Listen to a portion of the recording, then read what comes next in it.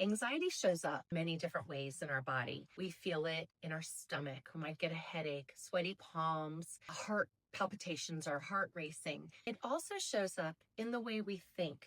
Oftentimes, our thoughts go to worst case scenarios, or we catastrophize, or we replay situations and we say, well, what if I had done this? What if I hadn't done that? Or what if I do this? Or what if that happens in the future? Anxiety really does occupy so much of our mental space when we don't know how to manage it. Journaling is a really great tool to deal with anxiety, especially when your mind feels chaotic and out of control.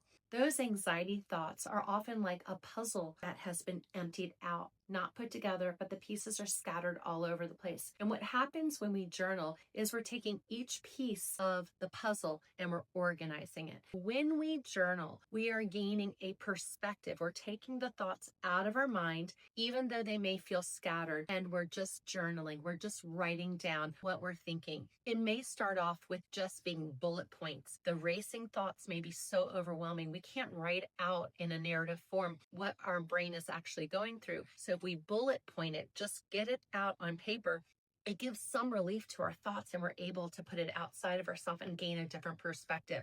As you do that layering of the journaling process, then you're able to focus more on perhaps a narrative. This is what I'm thinking about. This is how I'm feeling. This is how it's showing up in my body. This is what I'm worried about. This is what I think. And as you identify the worries that are going on inside, there may be very real concerns, or maybe they're concerns that are just worst case scenario that feel like they could happen. But when you write it out, you realize the likelihood of something like this happening is really slim to none. So getting out the thoughts onto paper, journaling it, gaining a different perspective, looking at it through a fresh lens often creates some relief for the person dealing with those racing thoughts, those ruminating thoughts, those worst case scenario thoughts. Give it a try. Even if you say, I don't know how to journal, I don't like to journal, do it anyway. Just test it out. See if it doesn't give you relief. There's not been one person that I've worked with that I've challenged them to journal that not one person has said that didn't help me. Not one person.